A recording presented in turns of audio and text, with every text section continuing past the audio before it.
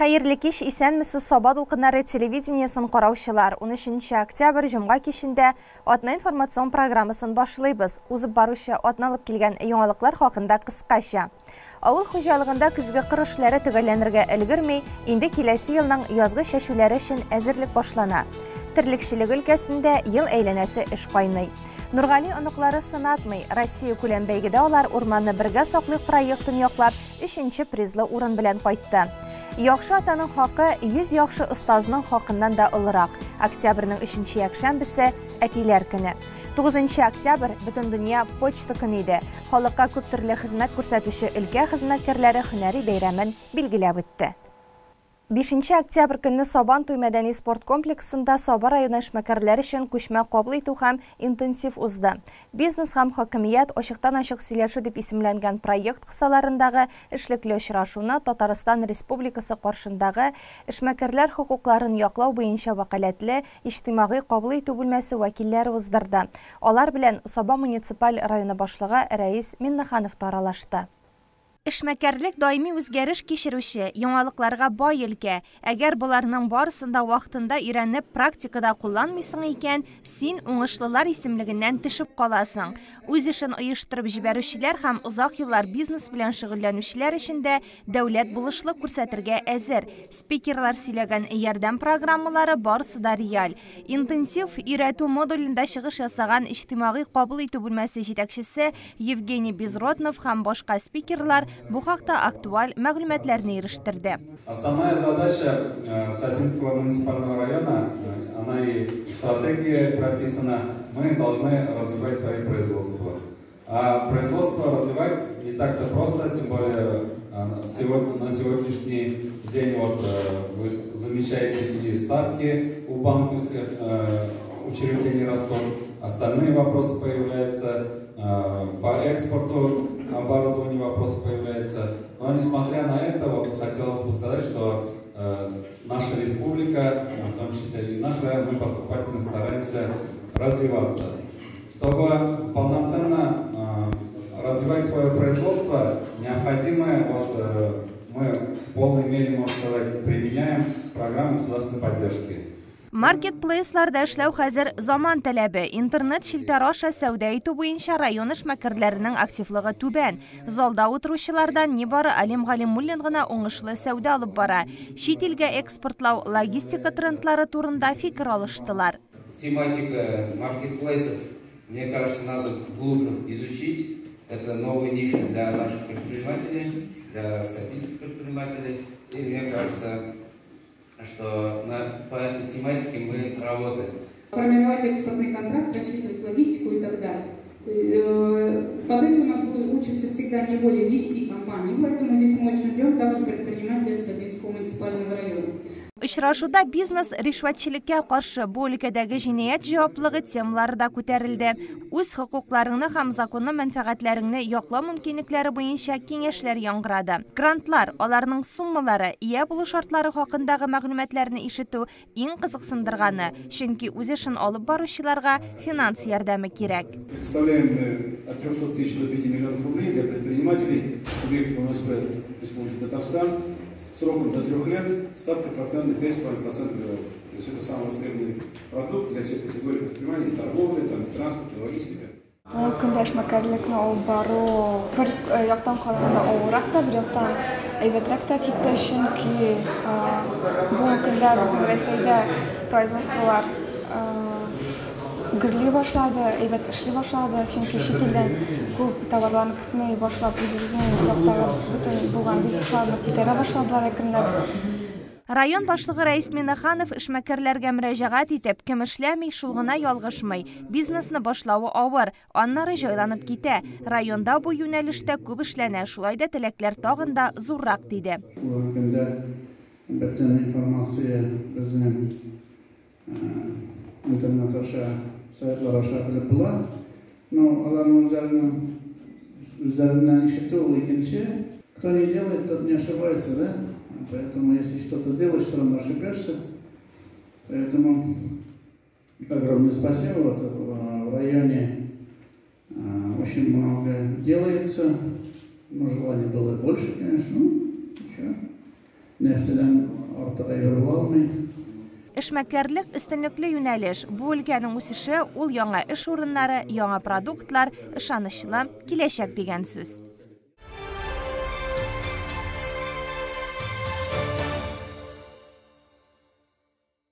Кичә 12 октябрь көнне районыбызның авыл хуҗалыгы алдынгылары, аларның җитәкчеләреннән торган делегация Башкалабыз Казан шәһәренә Татарстан рәисе Рөстәм Миңнеханов белән очрашуга барды.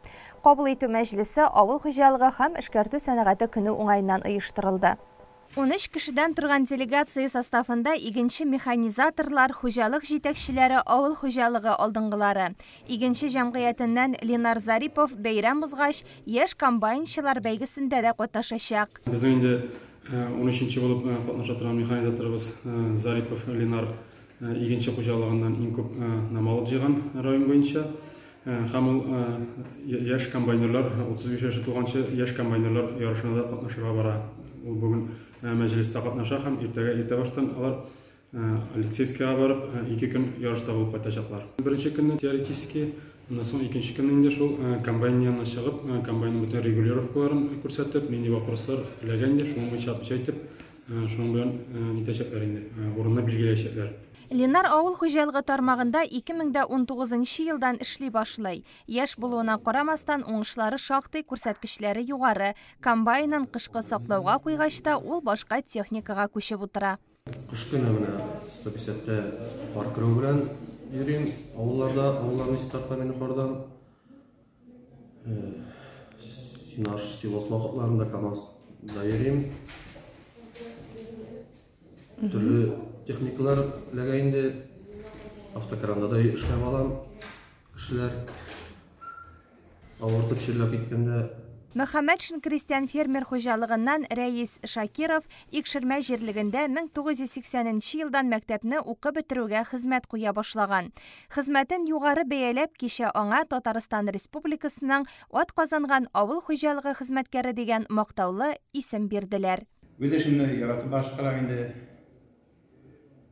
Муж билы сыйлар инде тоже әйбәт күрсәткечләргә ирештем. Ул узган елга караганда кимрәк булса да инде бияләдрәк елдагым ни килде. Бүтән елга караганда кырырак дип әйтәм. Ул да үзгәреп тора инде хәзер. Шулай булса да тырыштым инде. Булай бер хезмәтемне яратып башкарам инде. Файдашасын да мин комбайнда да инде бу вакытында язгычда именно шул ашканнар секретарьлегендә җир ачуга башлауга инде. Аннары гербицидлар белән эшлибез. Аннары бу вакытта комбайнда 2 чорда инде җир эшкәртү. Görüşәләр, кышкы чорда фермада инде малларга күрмәк кертеп. Әскәр Фатыйховның авыл хуҗалыгы өлкәсендәге эш стажы 45 ел. 2003 елдан Мәртин хуҗалыгы белән идарә итә ул. Авыл хуҗалыгындагы хезмәт юлым 1978 елда башланды. Бу терлекчелекне механикалаштыру цехында инженер булып эшли башлаган. Аннан соң инде шул цехта цех начальнигы һәм инде алга таба шул цехның җитәкчесе булып эшләде. 2005 елда Мәртин агрофирмасы оешты. Шул вакыттан бирле ул хуҗалыкның җитәкчесе булып эшли. Авыл хуҗалыгында хезмәт стажында барлыгы 45 ел була. Авыл хезмәтчәннәренең бераз тын алган чоры, бәйрәмнең нәкъ шушы вакытка билгеләнүенең дә сәбәбе шулдыр. Урып җыю тамам, көзге чәчү, җир эшкәртү эшләре дә финиш сызыгында. Көзге чәчүләр инде бөтен булган объем гектарлар тулысы белән чәчелде. 7700 гектар җир чәчелде бу елда. Читтәге мәйданнар бар яңадан 3000 якын гектар җир. Һәм шулай ук безнең көзге төп җирне эшкәртү бар инде.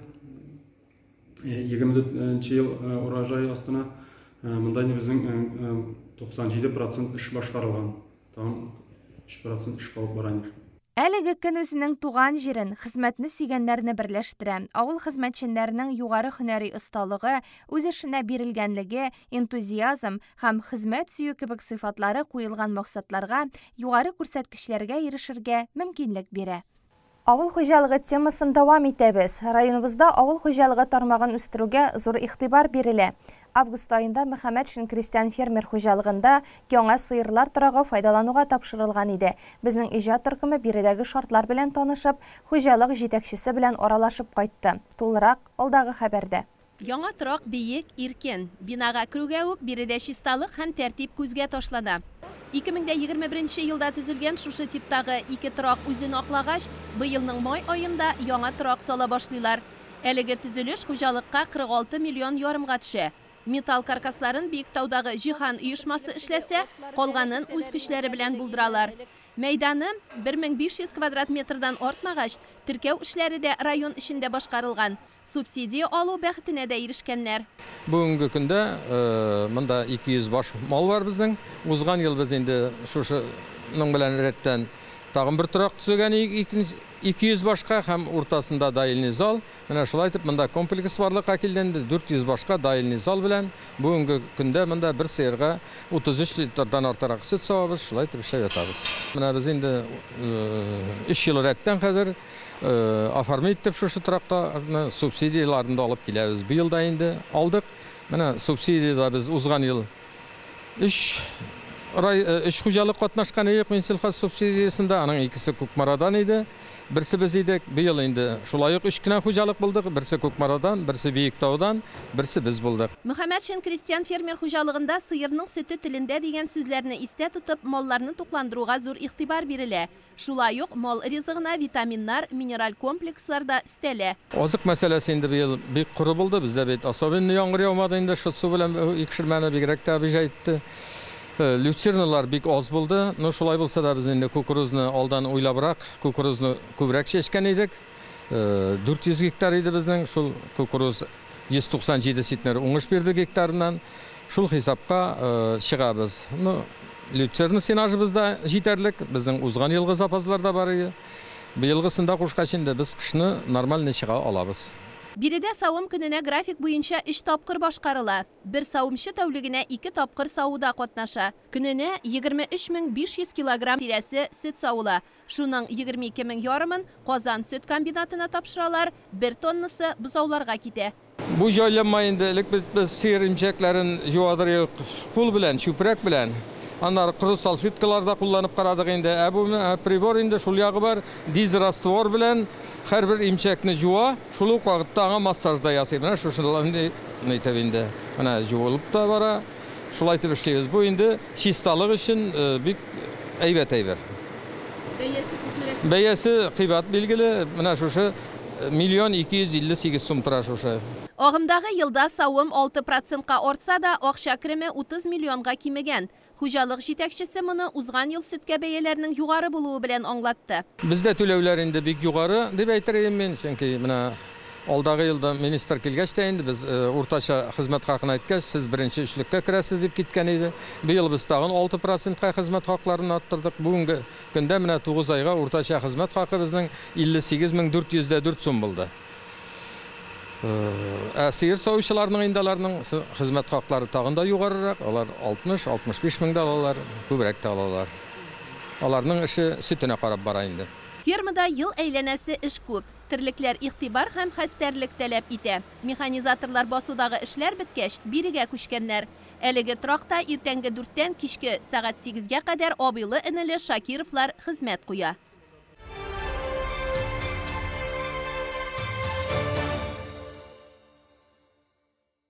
Сентябрьнең соңгы көннәрендә Мәскәү өлкәсенең Пушкино шәһәрендәге Левково сәламәтләндерү комплексы базасында 7-нче Бөтен Россия мәктәп урманчылыклары съезды узды.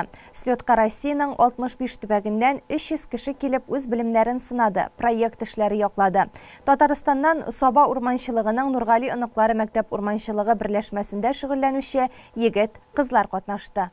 Ильвина, Ислам һәм Арина Нургали оныклары мәктәп урманчылыгы берләшмәсенең иң актив һәм урман эшен төптән белүче яшь урманчылары. Алар командалары белән агымдагы елның июль аенда Лубян урман техник куллияте базасында узган Татарстан Республикасы мәктәп урманчылыкларының 6-нчы слетында җиңәләр һәм Мәскәү өлкәсендә үтәчәк Бөтен Россия мәктәп урманчылыклары съездында катнашырга чакыру алалар.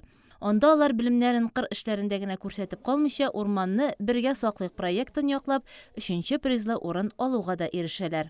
Безгә 3 көн дәвамында илебезнең төп байлыгын өйрәнүгә, саклауга, торышын бәяләүгә кагылышлы мастер-класслар үткәрделәр. Кырда узган практик чараларда үзебезнең билимнәрне күрсәттек.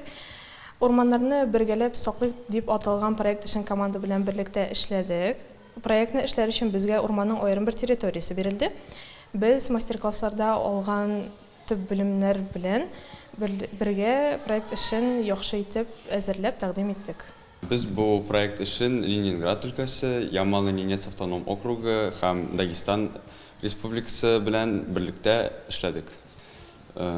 Бу съездда Россия Федерациясының мин үземә бик күп дуслар таптым, бөтенесе белән танышып беттем, бик күңелле булды. Атна дәвамында бара торган слет миңа бик ошады. Урманчылык турында яңа кызыклы мәгълүматлар белдем, яңа дуслар белән таныштым. Шулай ук миңа команда белән проект эшен эшләү ошады. Без команда белән 3нче урын алуыбыз белән горурланам. Biz моңа лаек дип саныйм. Саба урманчылыгы үз иченә 26 мәктәп урманчылыгын ала. Анда 200-гә якын бала шөгыльләнә ди шушы берләшмәдә урман серләрен өйрәтүче Зоя Григорьевна Мултанова. В зоне деятельности Сабинского же района у нас действует 23 школы. Эти члены школьного лесничества у нас в течение целого года они у нас изучают теорию, практику, а потом уже в конце мая они как бы сдают экзамен, зачет. Это проходит у нас как слет школьных лесничеств. Победители затем участвуют на республиканском слете школьных лесничеств, который проходит на базе Лубянского лесотехнического колледжа. А затем уже победитель, который победил на республиканском слете, у нас должен поехать на всероссийский съезд школьных лесничеств. Это уже у нас вот как раз наши дети съездили на этот слет. Школьное лесничество – это трудовое объединение учащихся. Дети здесь наравне со взрослыми изучают основы лесоводства. И они учатся измерять высоту дерева, диаметр дерева, определяют объем дерева, изучают насекомых, вредителей, затем собирают семена древесных кустарниковых пород, сажают деревья, ухаживают за ними, изготавливают скворечники. Короче, они выполняют всю работу, которая связана с лесным хозяйством, но вместе с наставниками.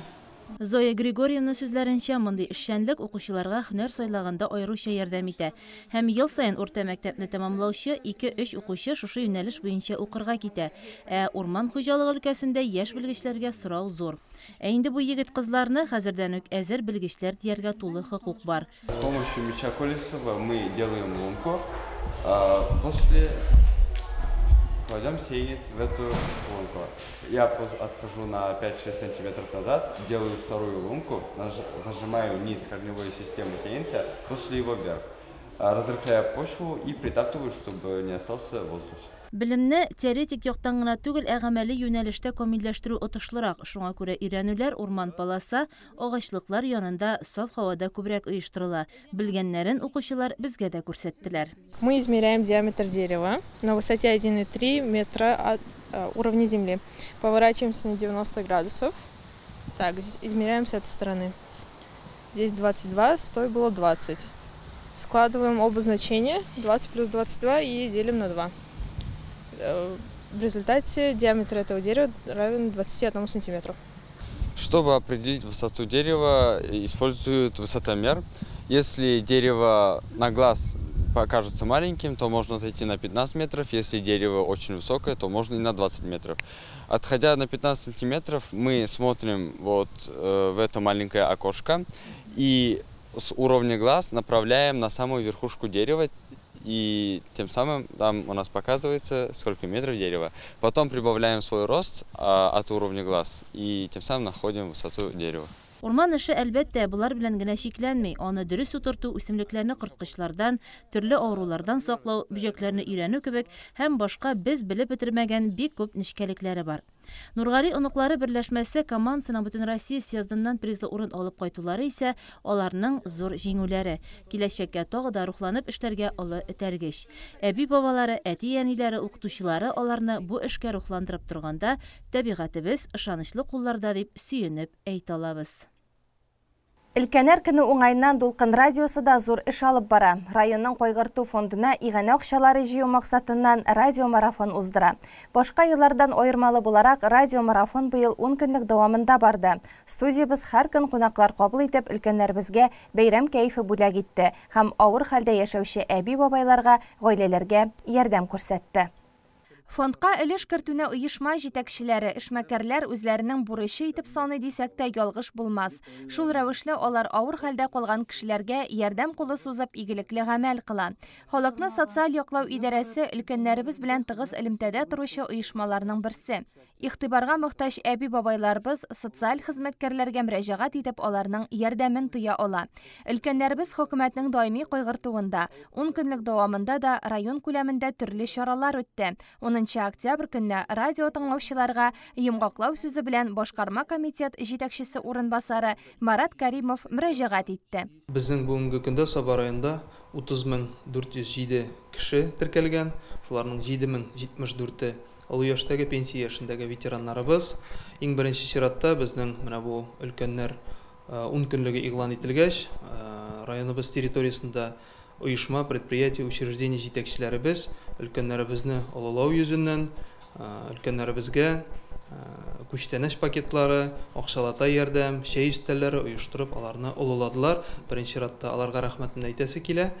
Инде шул исәптән безнең 1117 районыбызның бюджетның төрле өлкәсендә хезмәт куеп, лаеклы ялга чыккан ветераннарыбыз бар. Аларны да без олыларга тырыштык. Һәм инде 1768 ветераныбыз бар безнең. Инде эш урыннары булмыйча төрле сәбәптә пенсия яшенә җиткән. Аларны да иганәчеләр ярдәмендә, район башлыгыбыз ярдәмендә без олыларга тырыштык. Шулай ук инде 10 көнлек дәвамында безнең өлкәннәребез өчен төрле чаралар оештырылды, мәдәни чаралар, спорт чаралары, юридик ярдәм күрсәтү чаралары. Инде шушы чараларда да безнең өлкәннәребез актив катнаштылар. Алар безнең ел дәврендә актив катнашып киләләр барлык мәдәни һәм спорт чараларда. Аларның нәтиҗәләре безнең призлы урыннар алалар һәр даим. Спорт ярышларында, мәдәни конкурс фестивальләрдә, төбәк-ара, республика күләме узган. Барысында да без аларның нәтиҗәләре белән һәр даим горурлана алабыз. Үзебез дә аларны үрнәккә куеп яши бирәбез. Шулай ук чараларга килгәндә безнең районда иң алдан ярминкәләребез узды. Инде бушлай мунча хезмәте күрсәтү 2 коммуналь предприятиебез уздырды өлкәннәргә. Һәм инде аерым алганда оешма предприятие учреждениеләребез һәр берсе үзендә әйткәнемчә төрле чаралар уздыруда көчләрен куйдылар. Форсаттан файдаланып, җирле үзидарә органнарында хезмәт куеп, лаеклы ялда булган ветераннарыбызны чын күңелдән үтеп киткән өлкәннәр көне белән тәбрик итәм. Тормышыгыз бәрәкәтле, муллы булып, хезмәтегезнең әҗер савабын алып, матур итеп яшәргә язсын, безгә үрнәк булып, алга таба да яши бирегез, саулык, сәламәтлек, дөнья иминлеге, тынычлыгы, хәерле тормышлар сезгә. Радиомарафонда оешма предприятие җитәкчеләре, мәдәният йортлары каршында эшләүче өлкәннәр, фольклор ансамбле вәкилләре, язучы, шагыйрәләр дә чыгыш ясады. Шул рәвешле районның кайгырту фондына шактый күләмдә физик һәм юридик затлардан игъанә акчалары күчерелде. Бу атнаның календар датасында 9 октябрь бөтен дөнья почта көне буларак билгеләп үтелде. Мәгълүмат аралашу чарасы булып барыбызның эшендә, тормышында интернет, компьютер, кәрәзле телефон хакимлек итә башласа да, халкыбыз гадәти почта хезмәтеннән башка яши алмый әле. Абунә компаниясе старт алган бу көннәрдә үзләре дә җиң сызганып хезмәттә алар. Тармак куйган максат, бурычлар, планнар да күз уңында. Барысында ничек тормышка ашырулары хакында хәбәрчебез Раилә Галявина кызыксынды. Соба район ара почта бүлеге жетекшесе Рафил Захидуллинның эш иртәсе планеркадан башлана. Бүлекләрнең җаваплы хезмәткәрләре белән яңа көнне киңәшләшмичә башлап булмый. Замана ал шартлары нигезендә республикада почта бүлекләрен берләштерү алып барылды. Шул вакытта Соба районында Балтач, Орша, Әтнә, Теләче почта бүлекләрен үз канаты астына алып район ара статусын алды.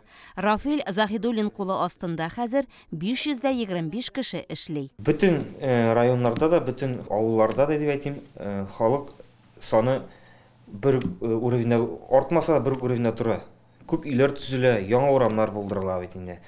Şuna da karamastan подписка sonu biz hani uruşayacağını проходимость deyip indi poştalyonlarının yürü arası orta, lakin подписка yazılı yıldan yıl kimi bara. Bu respublika inşaat tendensiya. Но biz şuşu bizim классына кірген районlar деп айтекені бигрәк Соба подписканы елдағы уровень тутырга тырышабыз. Біз республикада горланып әйтә алам иң укый торган район. Республикада bir кеше башына шыға 7 сум подписка. Ә бездә ул 77 сум. Әйтик, мен мактанып та айтам, İkinci uruna baratan Kukmara rayonu, alar тоже укый торган район, безгә терәп торган район. Аларның bir кеше саны башына чыга 59 сум. То есть без явный отрыв белән барабыз дип әйтергә була. Халык бездә укый. Ләкин газет санына карата елдан ел тиражлар кими. Үзебезнең район газетен алсак, инде генә шаралар уздырып карыйбыз. Инде генә спорт мероприятиеләренә, сабан туйларда ниндидер призовой фондлар булдырып карыйбыз. Ләкин шуңа карамастан елдан ел Соба таңнары газетасының тиражы кими. Бу әлбәттә тискәре йогынты ясый безнең район газетында да һәм безнең эшкә дә инде. Әйтергә кирәк, без бит район газеты белән эшләмибез бит әле. Башка төрле күп мәдәни чыганаклар белән эшлибез. Һәрберсе дә шул ирек мәйданы дип алыйк, мәсәлән, Акшарлак дип алыйк, мәсәлән, аларның да елдан ел тиражлары кими. Халык укудан читләшә. Бу инде бик тискәре йогынты, элек-электән әйткәннәр, теге безнең алдага буын кеше укымышлы, белемле булырга тиеш дип. Моны хәзер яшьләр үзенчә аңлый, теге укымышлы дигән сүзне интернеттан, телефоннан, башка чыганаклардан белеп, безгә нәрсәгә газет дигән фикер йөртәләр. Бу дөрес фикер түгел. Кеше укысын иде, язылсын иде. Шуның аркасыннан нарсын почтальоннарның төшенкелек барлыкка килә, кеше язылмый, кеше укымый дигән. Электән почтальоннар һәр өйдән һәр өйгә яздырып җыелганнар подписканы. Хәзер алай түгел. Бер урамда әйтик, даже 3-4 кенә кеше язылырга мөмкин. 5-6 булырга мөмкин. Или алдагы периодта 3-4 газетка язган кеше бисне мин 2-гә генә язылам дип әйтергә мөмкин. Менә шушындый минуслар бар инде. Почта хезмәте аша халкыбыз газета, журнал, хат, посылка, бандероль, телеграмма ала яки җибәрә, түләү счетлары алып, газга, электр энергиясенә, телефонга, коммуналь хезмәт түләүләрен башкара. Шулай ук пенсияләр, пособие, субсидияләрнең барысы да диярлек, кредит, налог, ГИБДД штрафлары һәм башка түләүләрнең күпчелеге почта, почтальоннар аша башкарыла. Бер вакытта алар финанс юнәлешендәге эшчәнлекләрен дә киң җәелдерәләр. Почта, банк, карталар ачу, вкладлар бирү, милек, транспорт иминиятләштерүләрдә шулар исәбендә. Халык кулына язылган газета, журналлары, түләү квитанцияләре көннең икенче яртысында гына килеп җитсә дә, аларны почта бүлегендә иртүк кабул итәләр. Сортировка бүлеге башлыгы Екатерина Шаяхмәтованың эш сәгатьләре иртәнге 6-да башлана. Шул сәгатьтә Казаннан почта машинасы килеп җитә һәм бүлектә урак өсте башлана. Барлык басма матбугат, язма корреспонденция исәпкә алына. Саналып почта бүлекләренең тартмаларына салына. Атнаның 6 көнендә дә биредә шулай эш кайный. Бу арада почта бүлекләрендә 2024 елның 1нче ярты еллыгына язылу кампаниясе башланып китү белән ыгы-зыгылы көннәр. Шәхси затлар белән беррәттән юридик затлар, ягъни оешмалар да бу чарадан читтә калмый. Алар белән эшләү Миләүшә Кириллова җаваплыгында. Күп оешмалар инде безнең языла. Алар иң беренче чират безнең Соба таңнарына язылалар инде. Һәм үзләренең эшләренә кагылышлы газет, журналлар алалар, язылалар инде. Мәктәпләр, например, үзләренең мәктәпкә кагылышлы темалар белән инде, садиклар инде балалар темасына кагылган газет журналларга язылалар инде. Планнар инде безнең әз дип әйтмәсем, газет журналларга язылу елдан ел кыйнлаша, конечно. Бәяләр дә артып тора бит инде. Но шулай да планнарны үтәп барабыз инде, үтәргә тырышабыз, оешмалар белән элемтәдә торабыз инде. Участоклап бүленгән Саба зонасында 8 почтальон эшли. Атнаның 5 көнендә алар халыкка почта тараталар. Сумкаларын тутырып чыгып киткәнче, башта биредә барысын да тәртипләп, санап, язып чыгалар. Бу көннәрдә салым хатлары белән сумкалары тагын да авырая. Йөрисе чакрымнары күп. Пенсия таратканда эш сәгатьләре дә озая. Бүлек җитәкчесе Гүзәл Нурлина тиененә кадәр санап биргән пенсия акчаларын шулай ук төгәллек белән ияләренә илтеп тапшырасы. Почтальоннарның эшен җиңел дип булмый. Бухгалтер да, кибетче дә, психолог да алар. Почтальон эше бик авыр хезмәт. Бик күп җиргә кирәк, бик күп кешеләр белән аралашырга кирәк, вакытында бирергә кирәк. Бик авыр хезмәт дип хәрәкәттә инде. Мин үзем пенсионер, миңа хәрәкәттә ярый. Но җиңел дип әйтә алмыйм, авыр хезмәт. Килүчеләр, эшкә килүчеләр бик әз, почти килмиләр дә. Авыр бит, вакытында барысында эшләргә кирәк, җилдә, җаңгырда, погода бит, җаңгырда, җилдә вакытында бирмичә булмый.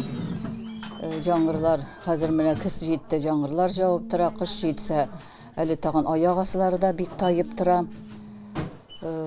Кыш көне дә җилләр була инде, карлар җава, бураннар була, шул вакытларда да безгә барып бирергә кирәк, вакытында тырышырга кирәк. Тырышмасаң да булмый, эшкә килгәч тырышырга кирәк, вакытында бирергә. Сумкасын тутыруга Ризада ханым хуҗалыкларга ашыга. Аны һәр өйдә көтеп торганнарын ул белә. Район газетасы тараткан көннәрдә аеруча да. Үзебезнең яңалыкларны кочагына җыйган Саба таңнарын яратып укучылар булганда, аларны шатландыру үзебезгә дә эшкә канат куя, ди Ризада апа.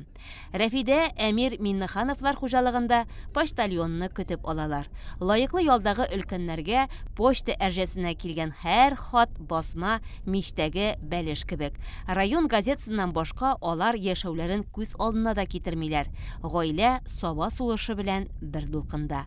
Безнең бу районга килгәнгә 55 ел. Килгән көннән башлап район газетасын гел алабыз, рәхәтләнеп укыйбыз. Бүтән хәрефенә кадәр пенсиягә чыккач, ул безнең бөтенләй дустыбыз инде.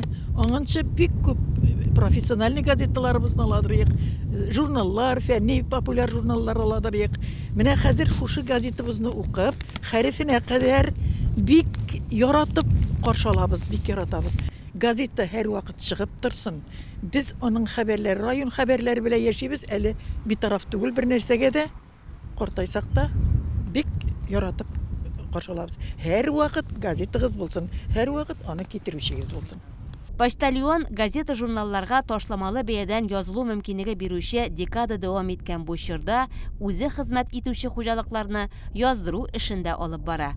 Бу нияттән газетаны нәшер итүчеләр дә кул кушырып утырмыйлар. Абунәчеләр сафын арттыруда үзләреннән дә көч куялар. Үзебездә авылда булабызмы, эш урыннарында булабызмы, объектларга чыгабыз, шулай бит халык белән аралашабыз, көндәлек тормышта булмасын. Һәр даим искәртеп әйтеп бару кирәк, халык белеп торсын. Чөнки эш мәшәкать дигән әйбер һәрбер кешенең үзенең профессиясына бәйле рәвештә белми дә калырга мөмкин, күрми калырга мөмкиндер. Шуның өчен инде халык арасында безнең тарафтан мәгълүмат җиткерү, радио, телевидение аша шулай алып барыла. Һәм бездә инде халык арасында әлегә язылу, газетага язылу бар бу турында һәр даим әйтеп сөйләшеп барырга кирәк. 1930 елдан бирле нәшер ителүче район газетасы һәр чорда да үз эштәлегенә тугры хәлдә халкына хезмәттә. Менә инде 93 ел дәвамында ул әйдә халыкка хезмәткә, хезмәт эшендә йөзмәктә диеп укучыларның кулына килеп керә.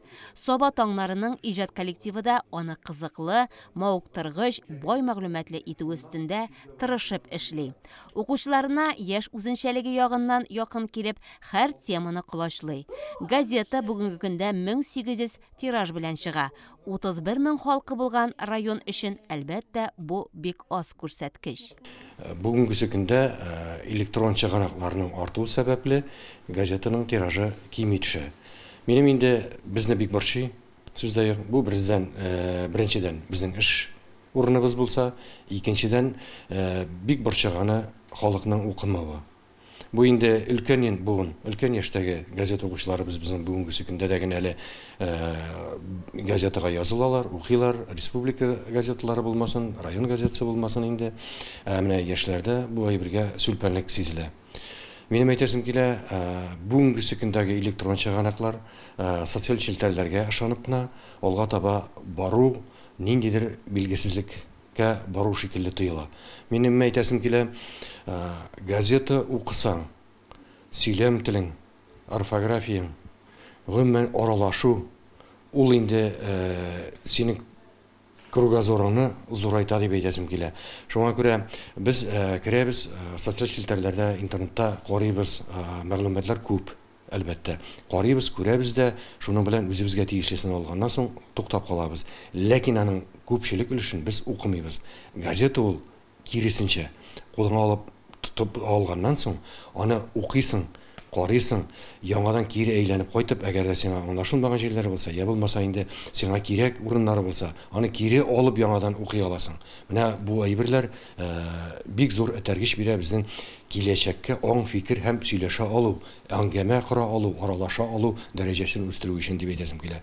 Район газетасына әбүне рәсмиләштерүнең 3 юлы гамәлдә. Почта аша килә торган басмага язылу октябрьдә дәвам иткән, декада чорында 6 айга 894,66 тиен. Редакциягә үзегез килеп ала торган булганда 540 сум. PDF форматында электрон газета 340 сумга чыга. Күргәнегезчә, укырга теләге булганнарга һәр яклап мөмкинлек булдырыла. Район ел язмасы, Саба таңнары һәр йортның көтелгән кунагы булса иде. Язылыгыз, Саба таңнары сезнең белән сезнең өчен. Бу атнаның якшәмбесендә әтиләр көне билгеләп үтелә. Әтиләр көнен билгеләп үтү турында инде 2008 елда гаилә елында ук уйланыла башлый. Без моңарчы менә шулай рәсми рәвештә ноябрьнең соңгы якшәмбесендә әниләр көнен генә бәйрәм итә идек бит. Әтиләргә рәхмәтләребезне ирештирә торган махсус көн юк иде. Хәзер андый бәйрәм дә бар. Без бүген сезне Ике Басу Арташ авылында яшәүче фермер, менә дигән гаилә башлыгы искиткеч әти Венер Фәрхиев белән таныштырыр. Ике Басу Арташ авылында яшәүче Гөлнур һәм Венер Фәрхиевлар гаиләсе яши торган җылы, якты, нурлы йорт үзенә ерактан ук җәлеп итеп тора. Шушы тормышны булдырганчы бик зур сынаулар үтәргә, йокысыз төннәр кичерергә дә туры килә аларга. Бик зур янгыннан соң барсында өр-яңа баштан булдыру өчен алны-ялны белмичә эшлиләр. 1997 елдан йорт хуҗасы Венер фермер буларак эшли башлый. 2014 елда гаилә фермасы программасына кереп, грант алып, ферма төзиләр. Хәзерге вакытта игенчелек һәм терлекчелек белән шөгыльләнәләр. Хезмәт юлыгызны колхозда башладыгызмы, әллә мәктәпне бетердем дә фермер булдым дип әйтерлек булдымы? Юк, инде мәктәп бетердем дә фермер булдым түгел. Без инде 7-8 классларны бетергәннән соң комбайнер булып колхозда ул вакытта 20 совхоз иде инде, шунда эшли башлаган иде инде. Без инде теге авылга дип әйтим, соң инде безнең менән авыл тормышына кереп китү әтиянедән килгән инде безнең. Ул вакытта техникага, авылга, җиргә берегү әти тоже гомер буе колхозда, совхозда эшләгән кеше инде, механизатор, шофер булып төрлесен эшләде инде. Yani тоже шундай колхоз шушы сферада эшләгән кеше. Аннан соң инде авыл хуҗалык техникумын бетереп, туры монда шушы ул вакытта как раз мен бетергән вакытта Арташ совхозы оешты, шунда кайттым эшкә. Шулай итеп 2 ел Гөлнур белән өйләнешкәннән соң 2 ел әле Шәмәрдә Газпромда да эшләп алдык. Анда линейный эксплуатационная служба да механик булып йөрдем инде. 2 елдан соң инде җир үзенекен безгә үзе кире тартты инде авыл. Аннан соң кире шушы авылга кайтып, менә шуннан 97 елдан бирле хәзер без фермерлар. Фермер 97 елдан бирле 14 елны хөкүмәт теге семейный ферма программасына кирип, оннан грант алып ферма төзедек. 15 елдан башлап, менә хәзер бүгенге көнгә хәтле сыер фермасы тотабыз. Бүгенге көндә 46-47 баш малыбыз бар, сыер малы. Шул сөтне май заводлары белән договорлаштык, аларга прямо издавай итәбез. Бүгенге көндә алар белән бик нормаль әйбәт эшләп торабыз. Шулай да 1994 елда гаилә корган Фәрхиевлар өчен беренче урында гаилә тора. Иң беренче гаилә. Иң беренче гаилә. Шуңа күрә бөтенесенә гаиләгә игътибар бирәбез. Эш аса эшләнә инде, ничә тәсәйнә. Эшлибез инде аса. Иң беренче гаилә. Тыңгысы заман кешене үткәннәргә борылып карарга, гаилә кыйммәтләре турында да уйланырга мәҗбүр итә. 3 кыз үстереп, аларны олы тормыш юлына озаткан әти-әни киләчәккә матур планнар корып, алдагыны уйлап яшәсәләр дә, үткәннәрне дә онытмыйлар. Балаларны үз үрнәгебездә хезмәт белән тәрбияләп ялгышмаганбыз диләр. Мин бик күп балалы гаиләгә кияүгә чыктым. Мин килгәндә, мин килен булып төшкәндә, мин килеп төшкән вакытта әле Венер бит инде олы малайымы, өлкән малай. Әле анда яңадан эш энекәше, сеңнекәше, уку яшендә ялалар. Мин инде үзем яшь кенә булсам да туган апа булдым. Иң беренче шунда килеп керүгә, менә гаиләнең әти, әнинең балаларга тәрбиясе дөрестән дә шул хәтле кеше икәнен мин яшь яңнаганмындыр. Аларның бөтенесе шул хәлле хезмәтне ярата торган балалары. Алар бер әти-әнигә каршы сүз әйтмиләр. Нәрсә кушсаңа, кушсалар да ярар әти, ярар әни дип эшкә тотыналар ялар. Гаиләдә дә Венер ул балаларга кат итеп эндәшми. Менә күзе белән генә карый, күз карашлыгы белән генә. Аның шул күз карашыннан да балалар уже аңлыйлар әтиләренең канәгать булмаганын. Менә шундый кеше ул. Кырысрак инде ул әзрәк, үзе бик әйбәт инде ул. И нәрсә әйтәсем килә, иң зур нияның характеры тәвәккәл кеше ул. Тәвәккәл ул. И балалар шуңа ошаган. Мин әзрәк җибегәнрәк инде, мин куркып калам инде. Мин үләм барып чыгар микән безнең белән дим. Гаиләнең бик бәхетле көннәре. Кичкенә онык кунакка кайткан. Аны күрергә дәвам исе Әлфинур апа да килгән иде. Бүгенге көне безгә хисапсыз шөкер ди ул. Арбаны алда кайдан тәгәрәсә, артлары шуннан тәгәри. Әтиебез бик менә җаваплы, бөтен нәрсәгә менә игътибарлы иде. Бик тырыш кеше булды. Балалар әтиләренә ошаганнар. Фәрхиевлар үзләре кебек бик тырыш, хезмәт сөйшән кызлар тәрбияләп үстергәннәр, югары белем алырга булышканнар. Кызлар өчесе дә мәктәпне алтын медальгә тәмамлаганнар. Әти-әни безне бар эшкә өйрәтеп үстерде диялар. Фермер хуҗалыгы гаилә фермасы булып эшләгәч, эшне сайлап тормаганнар. Әниләре әйтүенчә, әтиләрендәге тәвәккәллек кызларына да күчкән. Безнең әти ул бик уникаль кеше инде, ул бар яктан да килгән. Ул бик тырыш, үзе кырыс кына булса да, үзе бик юмарт, бик кешелекле. Безне дә шуңа өйрәтеп үстерде инде ул. Әтигә булышканымдыр. Чөнки апа олы кыз буларак өйдә иде, әни белән җыештыру, нитү, пешерүләр. Мин күбрәк урамда идем, әтигә булыштым. Төрлечә инде әти нәрсә эшләсә, шунда алып бирергә, йөгерергә тизрәк. Ул нәрсә әйтсә, шуны эшлик. Безнең өчен әти белән бик зур үрнәк булып торалар. Без аларга алга таба да саулык, сәламәтлек, хәерле, бәрәкәтле, озын гомерләр теләп калабыз. Шулай һәр вакытта дуст, тату булып, матур гаилә булып яшик. Эшле дә, ашлы да Фәрхиевлар гаиләсе һәр көнгә сөенеп яшиләр.